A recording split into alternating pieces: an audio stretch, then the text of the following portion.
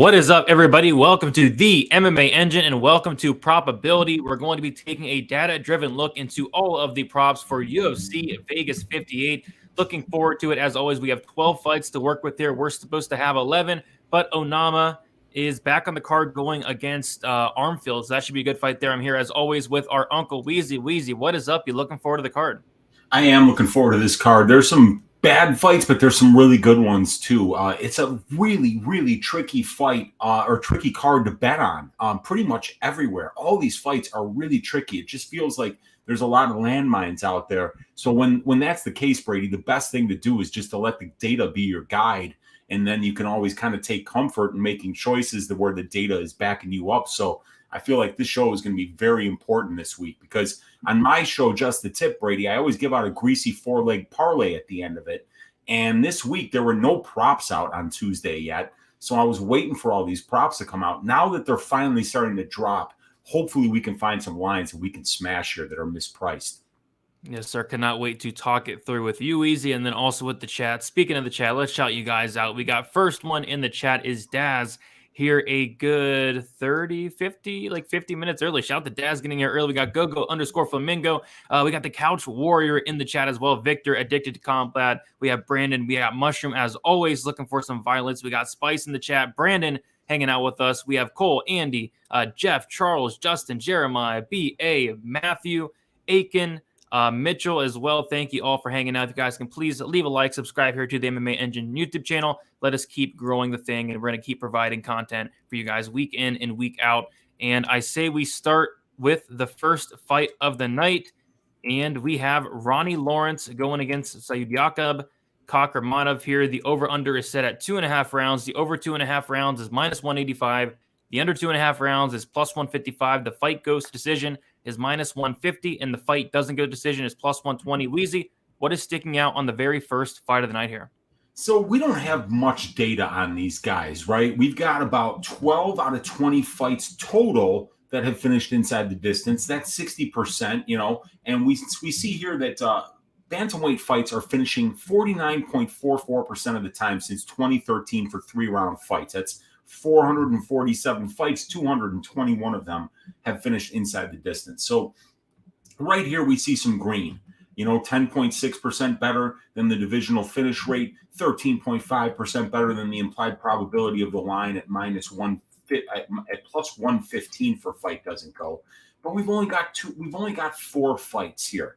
So the thing that I will note is that in Ronnie Lawrence, we've got a guy who only 4 of his 9 pro fights have finished inside the distance. But for Kakhramonov, it's 8 of 11. So Kakhramonov definitely a little bit more of a killer-be-killed fighter than Lawrence is. So maybe Kakhramonov would be the one that's more likely to finish inside the distance here. But really, the data is telling us, that 60% of the time they're finishing, but fight doesn't go is only priced at 46.51%. So if we compare the divisional finish rate of 49.44% to the 46.51% of the line, we're actually getting about a 3% break. And just based on what we've got here, with 2 of 4 fights finishing inside the distance, we're getting a 3.5% break there. And we're actually getting just a little bit of a break over the divisional finish rate, which is 49.44%. We're at 50%. So I guess the prop template is telling us to bet fight doesn't go to decision here, but there's not enough data for us to really sit in that and say, okay, we feel comfortable about it. Plus, we've got a guy in Kakhramonov that's a much better finisher than Lawrence here. So instead of playing the time props, I would maybe suggest that you play the finish only prop or the decision only prop. Finish only for Kakhramonov, decision only for Ronnie Lawrence.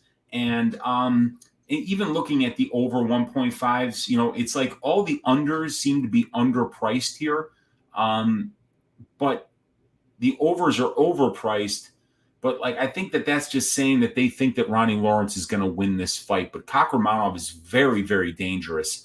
And since Ronnie's going to wrestle a lot, Kakhramonov's got some really nice guillotines. So I'm staying away from the time props in this one. But from the limited amount of data that we do have, Brady, it's telling us that the better priced option is to bet the unders or the fight doesn't go. Yeah, I think the best way to attack this one is if you like Ronnie Lawrence, you probably like Ronnie Lawrence by decision, which is around +1. Let me see here, +130, +130-ish. Yeah, I've been looking at that one. I've been really looking at that one. +145 on FanDuel, +150 okay. on 5 Dimes. So 45 on FanDuel there. That's one of the best prices out there. If you like Sayudakab Kakhramonov, I thought maybe a sneaky look would be the scorecards equals no action, but BetOnline is all over it. They have it at -165, but FanDuel has that scorecards equals no action, the finish only, which they call decision no bet, at -132. I think that's pretty solid. It's not plus money or nothing like that, but you got to believe if there's a finish in this fight, it's probably on the Kakhramonov side. So if you like Lawrence by decision, Kakhramonov, I think that decision no bet on FanDuel -132 is a pretty solid look. Agreed. I think that's the way to play this fight because we don't really have enough data to let the data be our guide and push us into a decision here because the sample size is too small. So maybe look at the individual fighter sample sizes and have it lead you into those finish or decision only props, which is what I would do to play these fights.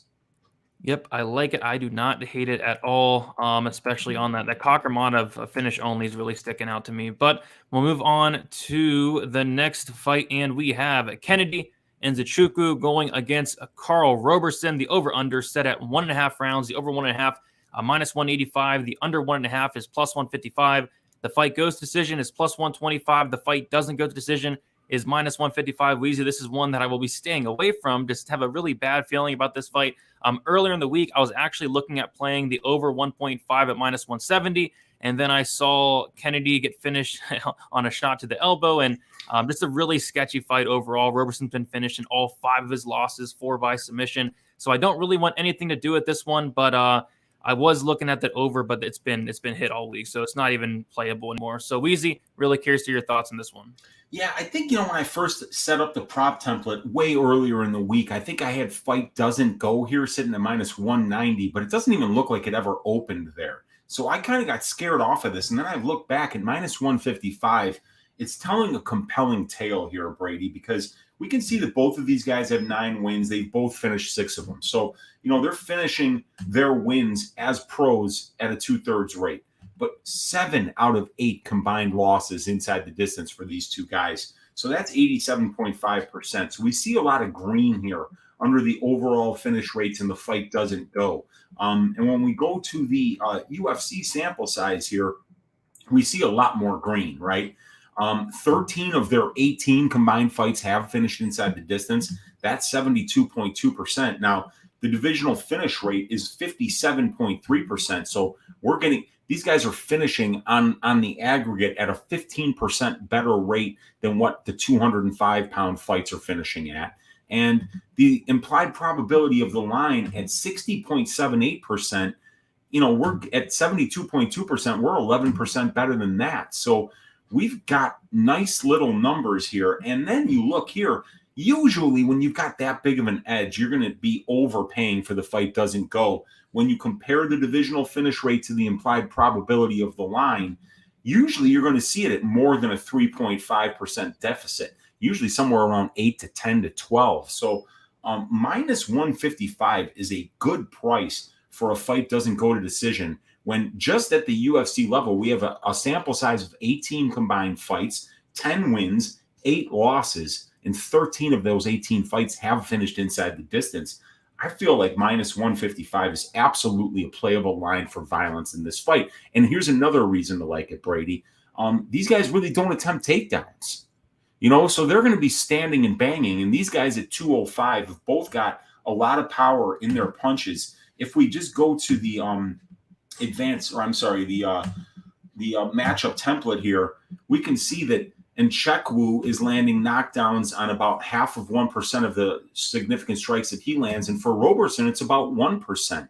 So while these guys are on the feet, they're both landing big shots, both averaging around 0.4 knockdowns per 15 minutes. So there's a good probability that there's a knockdown in this fight. There's a good probability that they're going to stand in the center of the cage and bang. And both of these guys have got a lot of power. And they're finishing fights. So it's one of the ones that I'm definitely looking at this week, man. Yep. I mean, I can't put any money on this fight. I can't trust either guy. And my one concern with the fight doesn't go is they have a combined like 5 submission losses. I don't know if either guy's really live for a submission here. Kennedy's had 0 submissions, and then I just don't really see Roberson implementing that takedown game and being successful with it. So I do think they'll stand and bang. Could there be a knockout potentially? But I will not be laying money on this fight to find out. Just a very sketchy fight. Roberson's untrustworthy. Kennedy's the definition of untrustworthy. I just want nothing to do with it. But yeah, we'll see what happens. The minus 155 fight doesn't go is the best price out there. Actually, it's Betway, who does have a minus 138. So those are the 2 best lines out there. Do we have fight ends by KO available for this one, Brady? Of course we do. The fight, which is that's something I like quite a bit. So the fight ends in KO. Is, if I can find it, we have it. Just got to find it. Give me. How about you talk to the chat? I'll look. Yeah, for sure. Because that would be a good one. Because I see this one actually working on my guys' Chronic Combat Conversations in the room. Love that decision prop. Jay saying Roberson too small for 205. Yeah, he does bounce around, and Kennedy is obviously huge for 205. I think that's why a lot of people are on Kennedy this week. Brandon saying love the price, just nervous to pull the trigger. And I've been looking at it all week myself and have not been able to pull it just because I could see Kennedy just pulling another Homer Simpson and getting the shit beaten out of him for 15 minutes and actually getting out the other side. I have it. Okay. The answer to that is plus 110. Okay, that's a little bit better look. Not necessarily something that you'd parlay, but ends by KO for this particular fight, man, is not bad, man. Not bad. Now that is interesting. So that's on FanDuel plus 110, and then on DraftKings it's plus 100. But yeah, I think that's very solid there.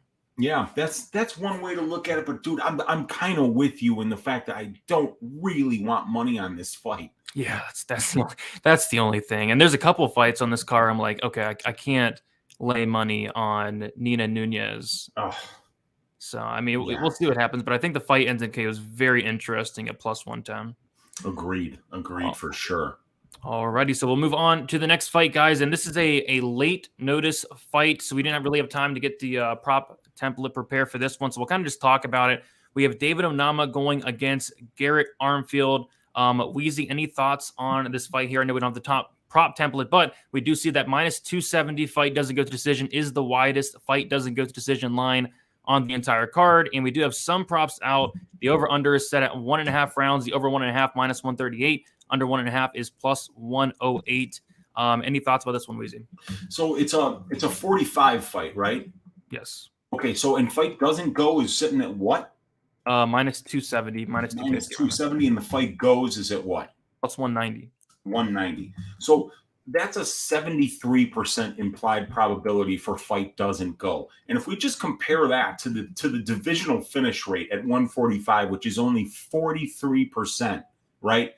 I don't see how the hell you get to that bet. I mean, you get to it by saying there's a narrative thing here, and that's that Armfield is taking this fight on short notice, up a weight class. But what we do know is that these guys have fought before as amateurs, and that fight went the distance. So when you are looking at this fight goes to decision here at plus 190, just keep in mind that is a 34.48% implied probability, and 56% of 145-pound 3-round fights go to decision. So you're getting a 22.34% break on that fight goes to decision there. Now, of course, it's going to be greasy. Of course, Onama's a killer and a great finisher. But has Jesse Armfield ever been finished as a pro? Yeah, he got submitted, I think, his last loss. Okay, but how many losses does he have as a pro? He has two. He has 2. So he has been finished once, okay, by submission. And these guys have finished. Yeah, I'm never paying minus 270 for a fight doesn't go to decision for a 145-pound fight. I mean, it's just not doable. Look at that. Overpaying by 30%. You know, I mean, it's hard to overpay by any more than that. You know, it really is. So it's a big stay away for me if you think that there's going to be violence. And if you actually think that this thing could get to the scorecards, plus 190 in a 145-pound fight is something that you're not going to have access to more than 3 or 4 times a year. Yeah, and if you like the fight goes, I think you'll get a better price on probably FanDuel and DraftKings. They juice those fight as it goes. I played the under 2.5 rounds around minus 175. The under 2.5 actually opened up at like minus 150. I was doing a workout, so I just missed that minus 150 here. But yeah, I like violence here. Of course, you can't really lay the minus 270. But these guys are finishers. Armfield's finished all but one of his wins. It actually had him at a 100% finishing rate. And I was watching one of his fights, and he ended up going to decision. So I guess they just recently changed it. So it's all but one now. And then Onama does have a 100% finish rate. All of those wins coming under 2.5 rounds. So I do like the under 2.5 if you can get it around minus 195 where it's at now. And then even like I think Onama finishes this guy. I know that they went to decision as an amateur, but if you go back and watch that fight, it was only 3-minute rounds. And Armfield was getting hurt. Okay, there was like at the end of the first or second round, he got hurt really bad. He was getting hurt bad at the end of the third round as well. Onama was styling on this guy, and short notice, up a weight class. I think it's a really tough matchup. And like you said, Onama's a killer. So I think Onama probably finishes this guy in the first round and a half. But yeah, I'm curious to see what the other books have for this fight. Looks like Onama inside the distance minus 160. I'll be looking at Onama like in round 1, round 2. I think there's different ways to look at it, but right now the bookies only have out 8 props. So yeah, David Onama minus 900, with, probably not warranted, but I do think he finishes Armfield and early on. What is up, Clint? How you doing? What is up, Glimbot? We got Andy in the chat as well. Lauren, thank you all for hanging out. Daz in the chat as well. Appreciate you guys. Hit the like button. It does mean a ton. Let us move on to the next fight, and we have Tresean Gore going against Cody Brundage. Shout out to Cody Brundage. She was on the MMA Engine YouTube channel last night with Weezy and Lou. Did a phenomenal interview/breakdown. I've never seen anything like it. I really thoroughly enjoyed that. If you guys have not seen that yet, go check it out. But we got to break down this fight from a data-driven perspective. And we have the fight goes to decision plus 100. The fight doesn't go to decision is minus 130. The over 2.5 rounds is minus 130. And the under 2.5 rounds is plus 100. First look. The minus 130 fight doesn't go is really sticking out to me, Weezy. What's sticking out to you? Yeah, so we don't have much data. Both of these guys haven't fought much. Gore, 4 fights, Cody Brundage, 9. So we've only got 13 total fights. 9 of them have finished inside the distance. Brundage has lost inside the distance once. Tresean Gore has never been finished.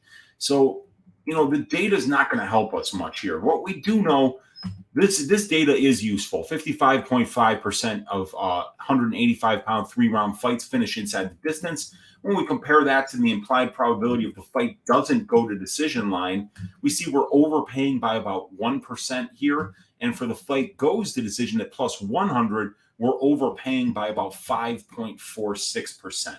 Now, the prop template for overall likes the fight doesn't go. If we go down here to the fight goes, we would see that only 4 of their 13 fights have went to decision. So that's 30%. For the divisional decision rate, we're overpaying by 14%. For the implied probability of the line, we're overpaying by about 19%. So in the limited data set that we have, I would say that the fight doesn't go is priced a little bit better.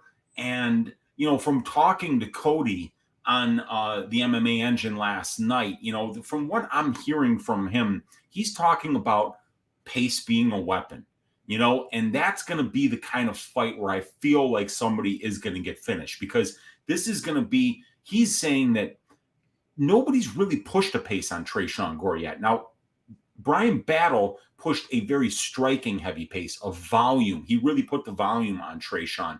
But it was still Tresean who was walking him down. It was Brian Battle who was kind of skirting outside the octagon there. So what Cody said was, look, I'm meeting him in the middle. He's not going to walk me down, because I'm going to be the one mixing in the wrestling on him. I'm going to be the one putting the pace on him. I need to put the kind of fight on Tresean that he hasn't seen yet if I'm going to be able to win this fight. So from what I'm hearing from Cody, I'm hearing violence. And then from what I'm hearing from the people who are backing Tresean Gore is they're saying he's going to knock this guy out. So I'm kind of feeling like what the narrative is telling me is leaning towards violence. And from the way I'm breaking down this fight, I could see Trey getting a finish early. I could see Cody getting a finish late. I could see it just being a 3-round war as well. Not a lot of quit in either one of these guys. They're both very confident. They're both very gritty. So I think I'm going to be staying away from the props, and simply because it does look like they've done a nice job pricing them here. I mean, everything on the board except for the over 1.5 is overpriced by either 1% to about 5.46%. That means they're kind of just sitting in the benchmarks, and they're saying we're going to let the market decide which way this line goes, and it's not moving. So that means it's just priced perfectly. Yeah, it hasn't really moved at all. I guess hasn't really moved at all. I guess, hasn't. Pretty much the same. The under 2.5 rounds is plus 106. Fight doesn't go minus 130. I think those is where I look. No really strong lean one way or another in terms of the time props, but I would lean towards the violence. But like you said, I think everything's fairly priced. Nothing I'm really running towards the window for. And I'm also not running it towards the window for this freaking fight, man. We have Antonina Shevchenko going against Courtney Casey. We have the over-under set at 2.5 rounds. The over 2.5 is minus 215. Under 2.5 rounds is plus 175. The fight goes to decision is minus 190, and the fight doesn't go to decision is plus 155. Weezy, they're trying to make me bet on this fight. They're trying their hardest. FanDuel opened up the fight goes to decision at minus 158, and I was tempted on the minus 185 on DraftKings. So I really don't want to bet this fight, but I don't really understand why the fight goes to decision is only minus 158 here. Let's see what the numbers say. Okay, so fight goes to decision at minus 158 is a 61.24% implied probability of this fight going to decision. 59.09% of 125-pound 3-round fights go to decision. So this is actually overpriced by about 2.15% when we make that comparison. When we go down here to the UFC experience, my God, this thing is priced perfectly, because 13 of their 22 combined UFC fights have went to decision. That's 59.1%. The divisional decision rate is exactly 59.1%. And the implied probability of the line is 61.2%. So we're actually overpaying by about 2.1% there. So it looks like it's priced properly. And here's the problem, right? It's Shevchenko. 2 of her 4 losses have been inside the distance.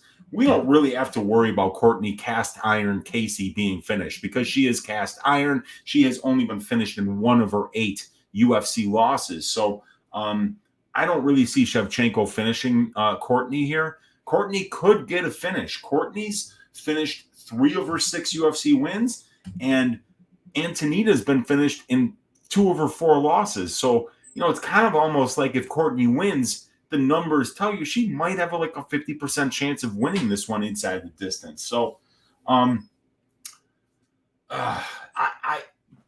think fight goes to decision at minus 158 is a fairly priced bet.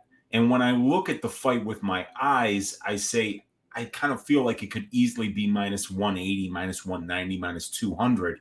But the reality of the numbers is that we're not really getting a deal at minus 158. It just kind of looks like we are.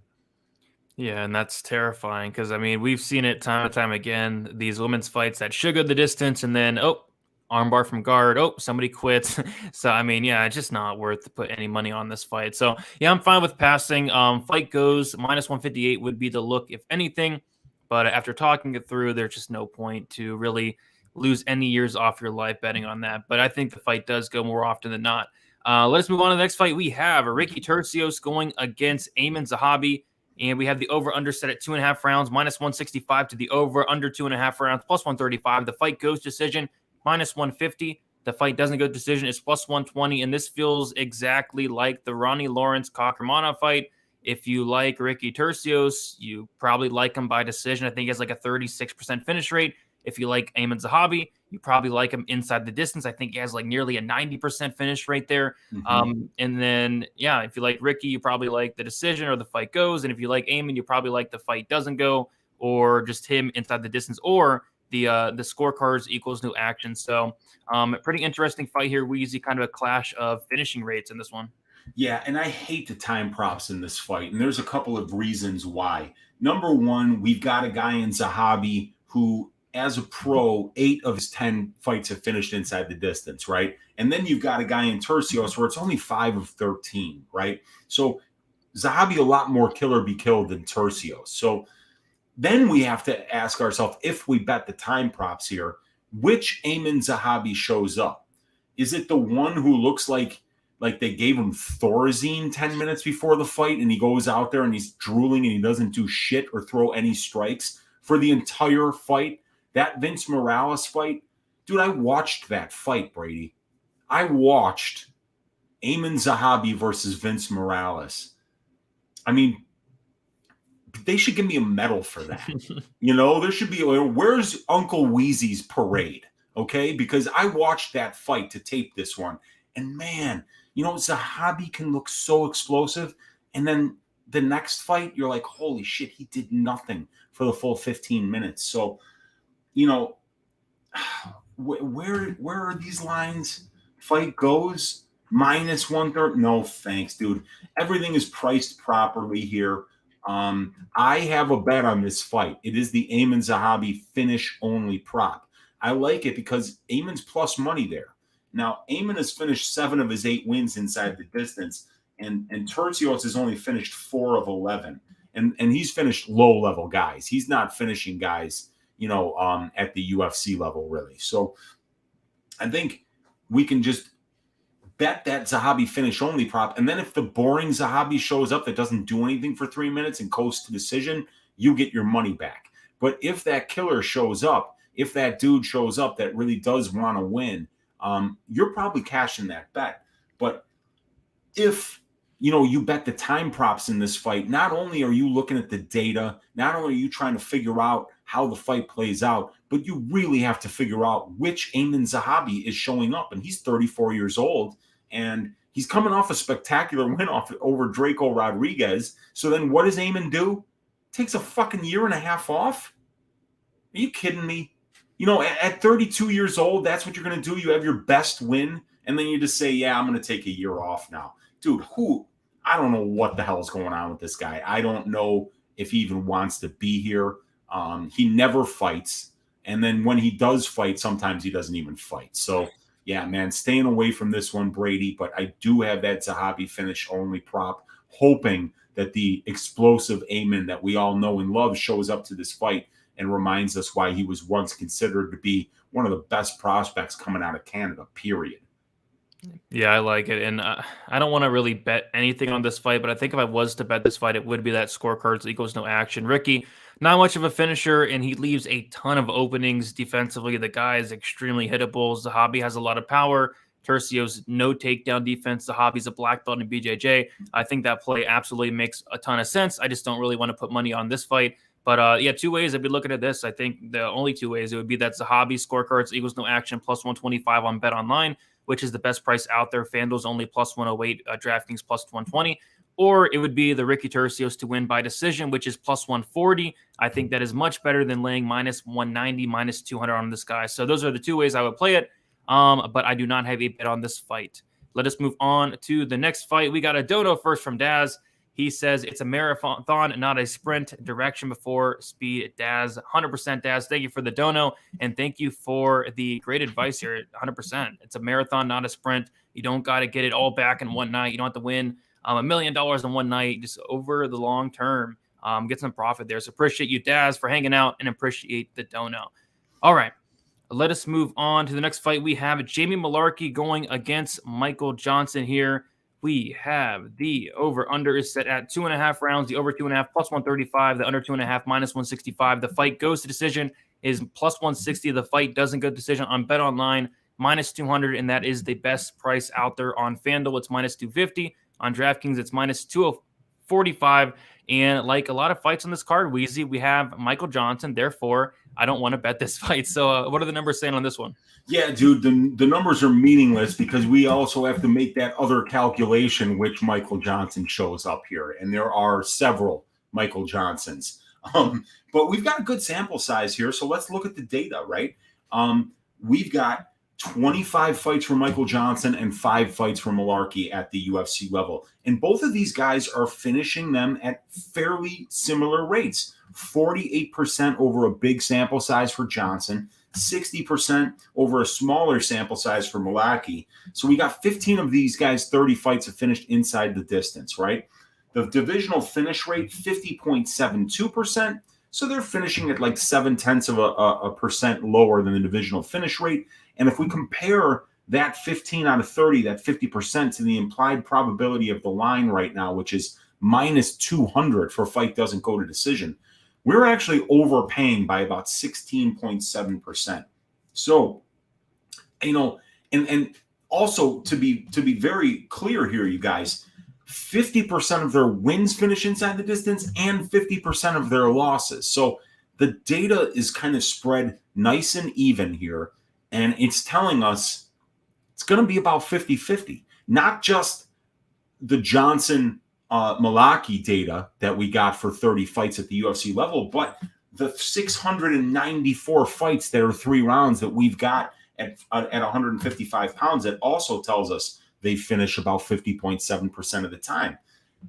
If your betting fight doesn't go here, you're paying 2/3, man. You're just overpaying. So to me, as a data-driven guy that's looking for value in a line, the fight goes to decision at plus 175 is looking good. Now, I have the over 2.5 listed here at plus 125. That's got to be wrong. It's got to be more like plus 150, right? The over what? 2.5? The over 2.5 is plus 135. 135.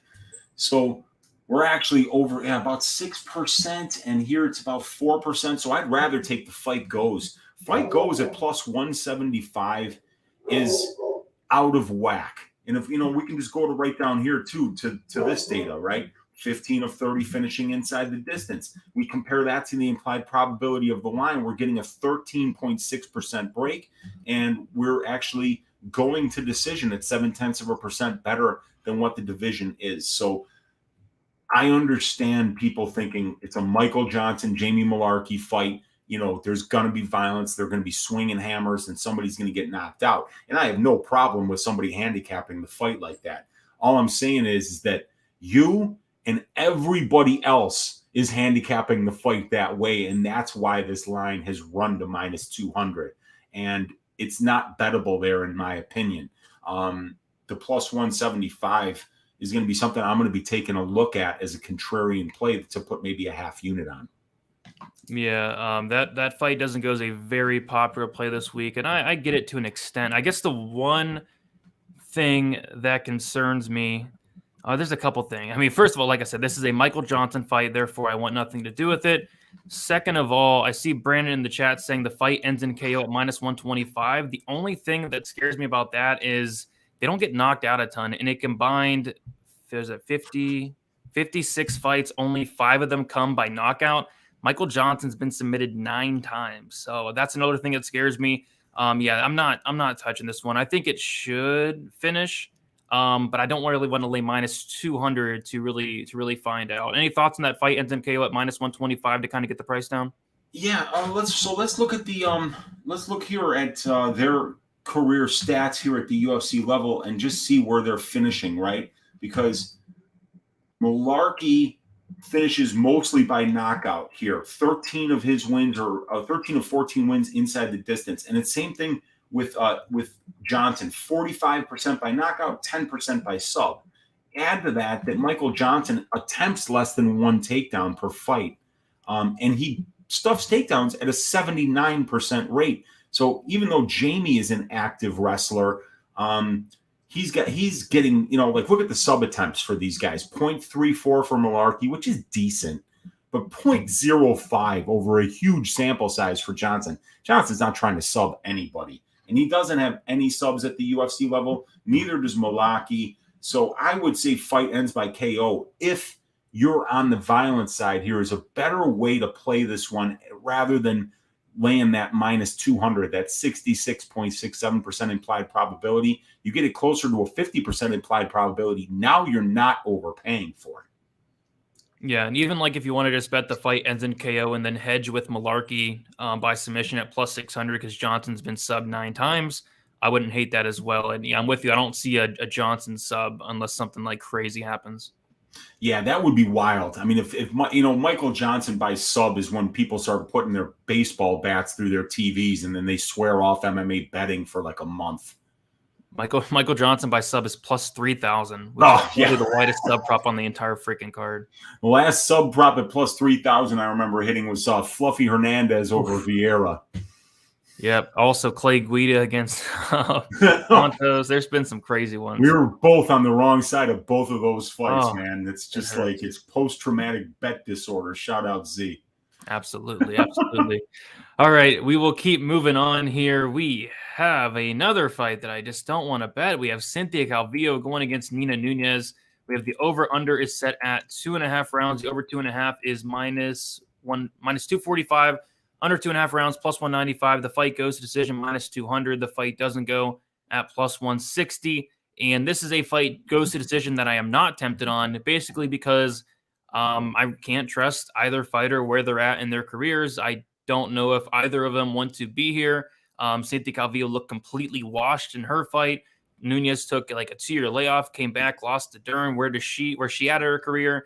This is a pretty easy pass to me. I think it goes to decision, but you know, one of these fighters could quit. It's a mess. I don't want to leave minus 200, minus 180 on FanDuel, minus 175 on DraftKings for the fight goes. Just the fight I will probably just be staying away from. Weezy, anything sticking out on this one? Yeah, you know, okay, so 7 of their 19 combined UFC fights have finished inside the distance, about 37%, and the fight doesn't go to decision line priced at 38%. So it's pretty fairly priced, you know. It looks like that's where I would price it if I was opening this line.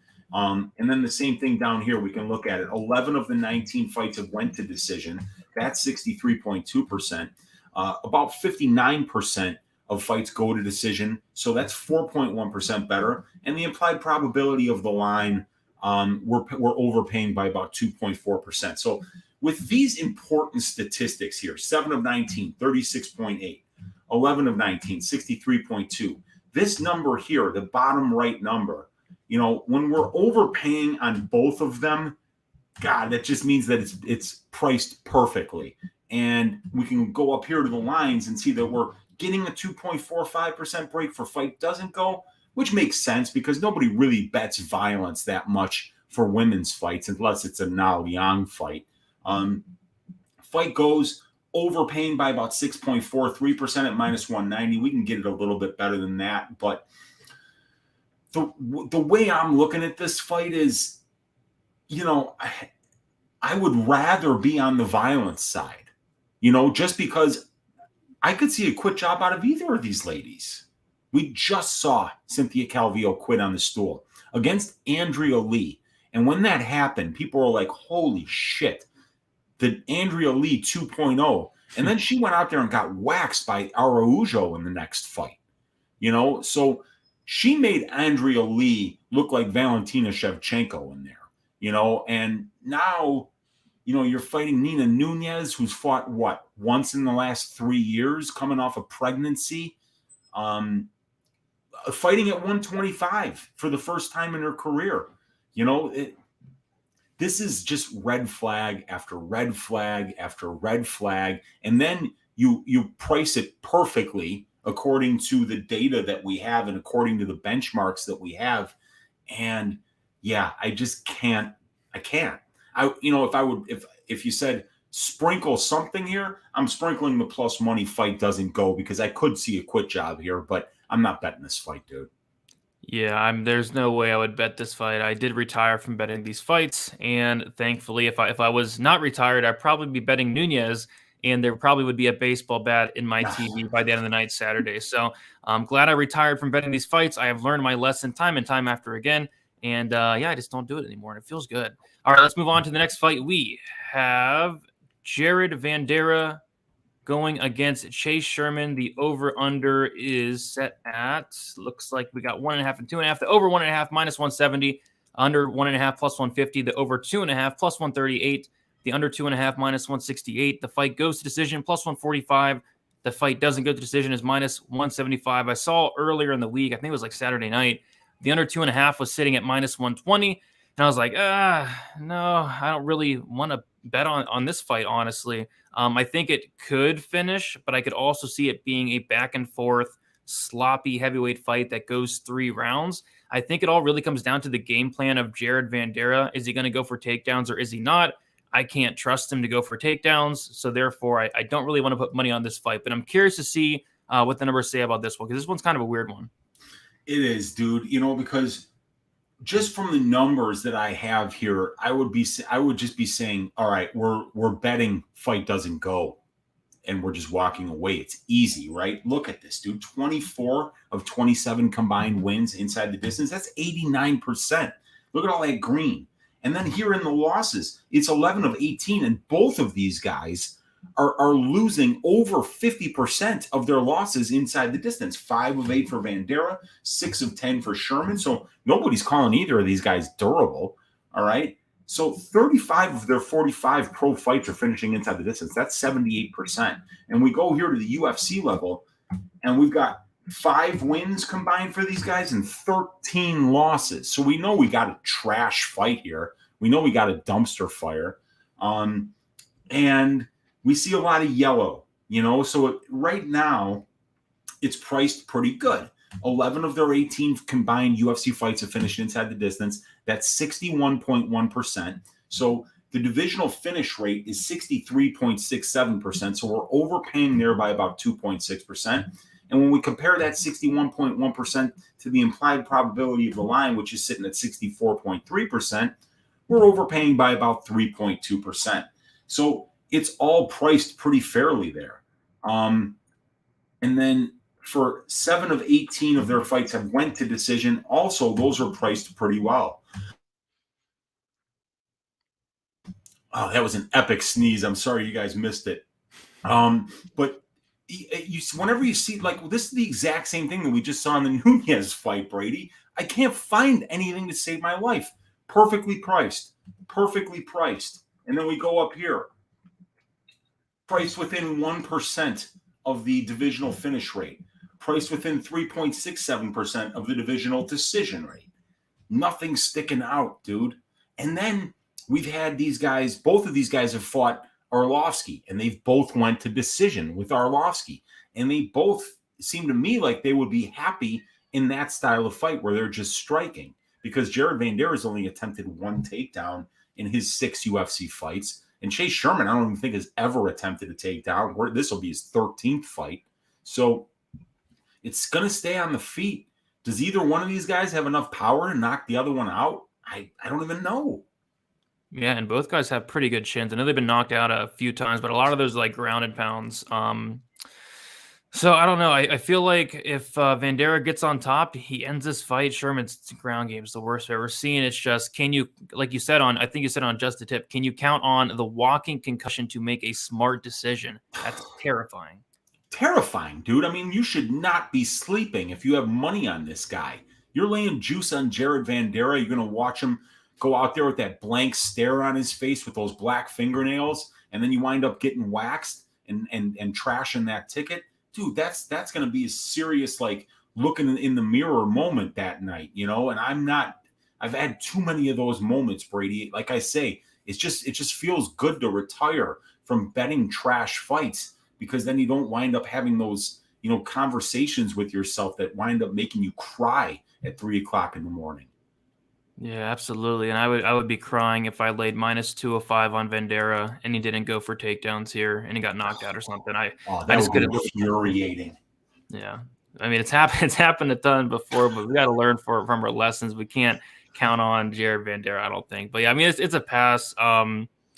Yeah, I can't bet that fight. But we'll move on to the next fight. We have an interesting one. We have Syed Nurmagomedov going against Douglas Silva de Andrade. The over-under set at 2.5 rounds. The over 2.5 plus 105. Under 2.5 rounds minus 135. The fight goes to decision plus 140. The fight doesn't go to decision is minus 170. What is sticking out on this one, Weezy? Yeah, so that's juiced, man. You don't want to be paying 63% for a fight doesn't go when the divisional finish rate is less than 50%. But, man, these guys are killers. Saeed is a killer and Douglas Silva de Andrade is a killer. But here's the other thing. Saeed's never been finished, and Douglas Silva de Andrade is just ridiculously tough. Go and watch the Morozov fight. Go and watch the Laron Murphy fight. You need to almost kill this guy to get him out of there. And the guys that have done it, Rob Font and Peter Yan, there's no shame in losing to those guys. So I see a line that's juiced to the tits right here, Brady. Minus 170 for a fight doesn't go is 63%. We compare that to the divisional finish rate, we're overpaying by 13.5%. If we compare these guys' UFC experience and how they finish fights inside the distance at the UFC level, they're finishing their fights at 53.3%. That's almost 4% better than what the division finishes rates at. But when we compare that number to the implied probability of the line, we're overpaying by almost 10%. So when we compare the divisional finish rate to the implied probability of the line, we're overpaying by 13%. When we compare these guys' finish rates to the implied probability of the line, we're overpaying by 9.6%. But these guys are only finishing at a 4% better rate than what the division is. So fight goes for this one is where the value is. 8.9% when we compare the divisional decision rate of 50.56% to the 41.67% implied probability of the line. I really don't see value in the violence props here. I just don't. And Andrade is seriously tough, dude. Yeah, he is. I don't get this line either, and the numbers are kind of lining up with it. Like Douglas Silva de Andrade in 32 fights, 32. He got knocked out once, but that was a corner stoppage, retirement off the stool against Petr Yan, and then the other loss was a submission against Rob Font. So in 32 fights, only 2 finished losses. Saeed only no finished losses. So in a combined, 49 fights, only 2 times have these guys been stopped. Like that would terrify me. Laying minus 170 on a fight doesn't go. It just makes no sense to me. Like, could Saeed finish him? Yeah, he could. This guy, he hits hard. He has a good submission game. But Douglas Silva de Andrade is no bum. He's not going to go out there and quit. I like the fight goes plus 142. That it doesn't make sense to me. We talked about it a little bit on stat tickers, like this line, these violence props. I guess I'm just not seeing what everybody else is seeing on this one. Yeah, I feel like some of these lines have gotten so steamed that if you're looking at the data, you kind of just want to be on the other side and play variance. And shit, if there's ever a week to play variance, it's weeks where you got Cynthia Calvillo on the card, where you got Michael Johnson on the card, where you got Jared Vanderaa on the card, Chase Sherman. These guys, their middle name is variance. So I'm just looking at going the other way here. And, now that we talked about this, Brady, this is something that everybody needs to be aware of right now. We've got a situation where there's no more hockey. There's no more basketball. It's baseball and MMA.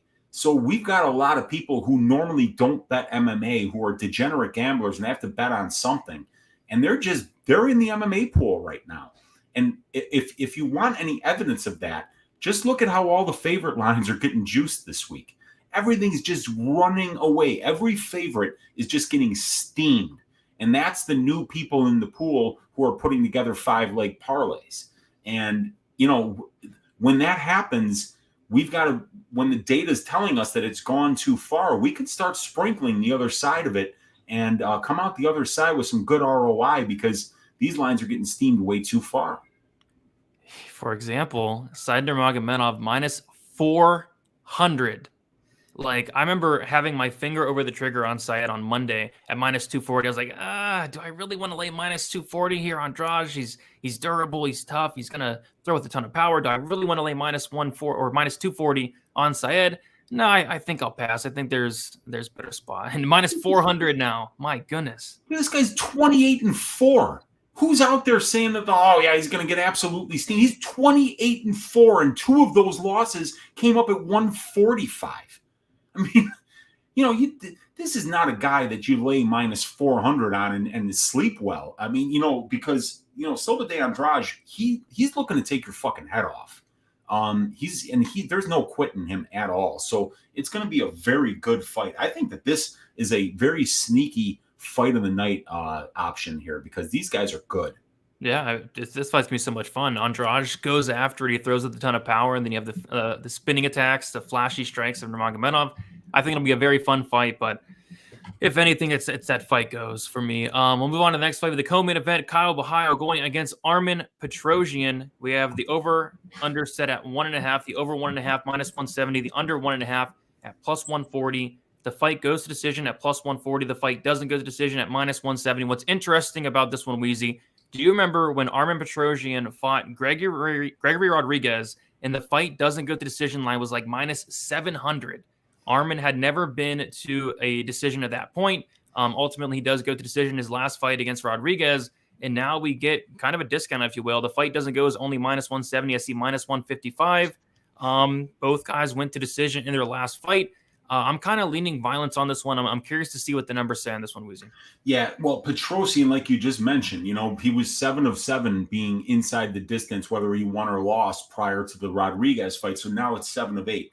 But with Borralho, you got a guy who's a very thoughtful fighter, a very smart fighter. He is never going to try to force a finish. He's just going to try to continue to win minutes. And we can see it here in the numbers. He's been dominant as a pro, but he's only finished 7 of his 11 wins, and 0 of 1 losses. So, and I think there was a draw or a no contest in there somewhere as well. So, and if we look over here at the UFC experience, there's only 5 combined fights. So we just don't have a lot of data to go on here. But what we do see, 55.5% finish rate for the 205-pound division, or I'm sorry, the middleweight division.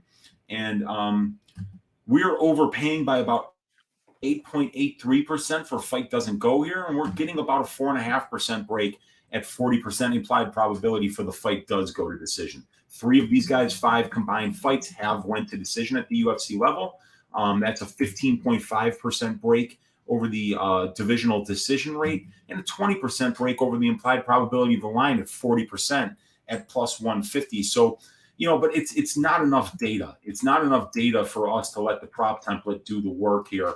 And when we have a little bit of data, Brady, the way I like to look at this number the most, the one right here, because this number here, 55.46%, that encompasses almost 450 fights. So it's a nice benchmark of how often they finish. And we compare that to the implied probability of the line, which just tells us, hey, what's the percentage of this thing hitting, which is they're saying 64.29%. So if we're overpaying by about 9% and we don't have much of a data sample size to lean on, it's just telling me to stay away. Yeah, I think that is probably the best move. I've been eyeing that fight doesn't go all week. Decided to pass on that. I think Armen Petrosyan obviously has a ton of power, but you see that Caio has never been knocked out. On top of that, Caio, I feel like he could go out here and finish him. I feel like he could go out there and get the submission, but like you said, sometimes he's not really like forcing the finish. Like he's content to go out there and win minutes. Like he's very smart. He has great fight IQ. He's not going to go out there and make a really drastic mistake. So, yeah, I lean fight doesn't go at -170, but it's not something I'm running to the window for. But we have the main event here, guys. We have Rafael Fiziev going against Rafael dos Anjos. We have the over/under set at 4.5 rounds, the over 4.5 -155, the under 4.5 +125. The fight goes to decision is -140, and the fight doesn't go to decision is +110.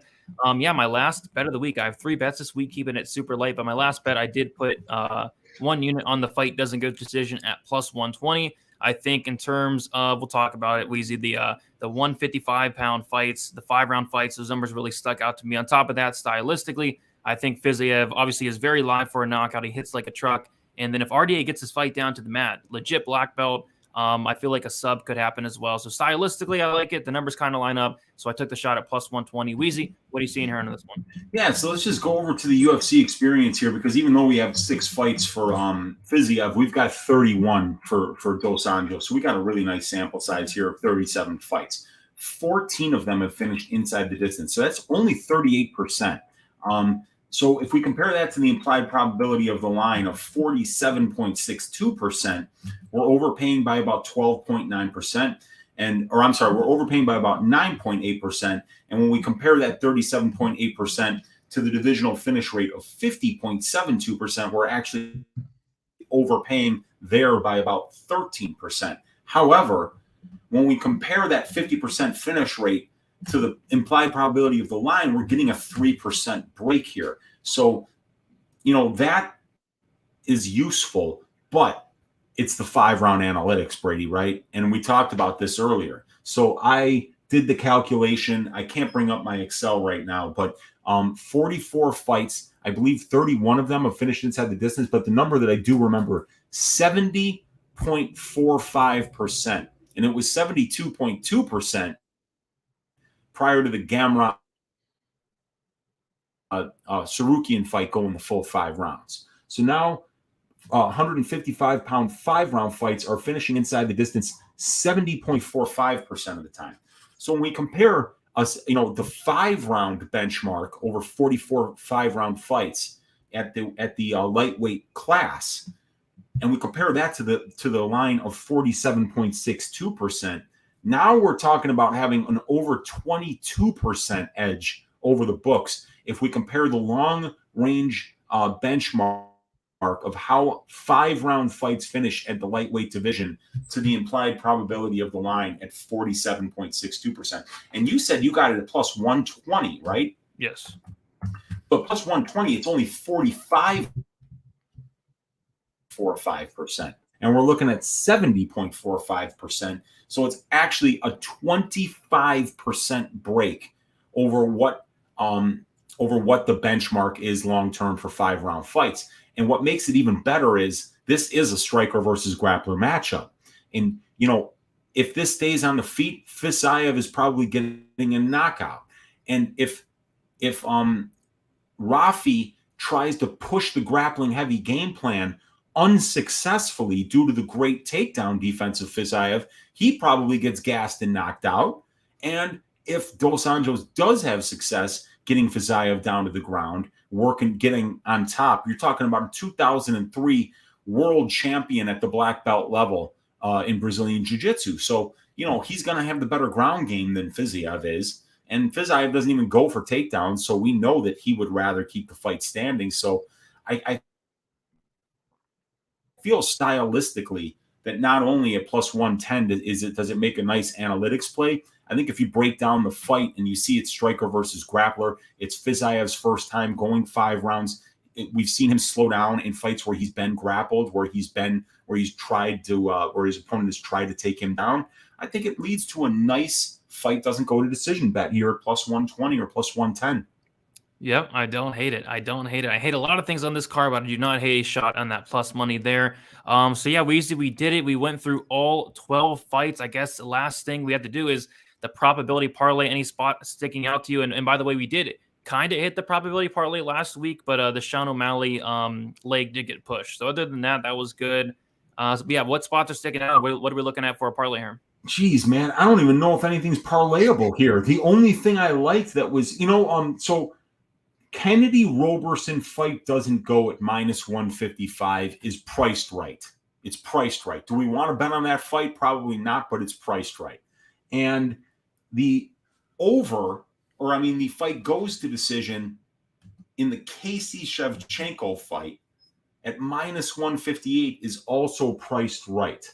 But if you don't want to do parlays, the analytics likes ends by KO for Kennedy Roberson at plus 110.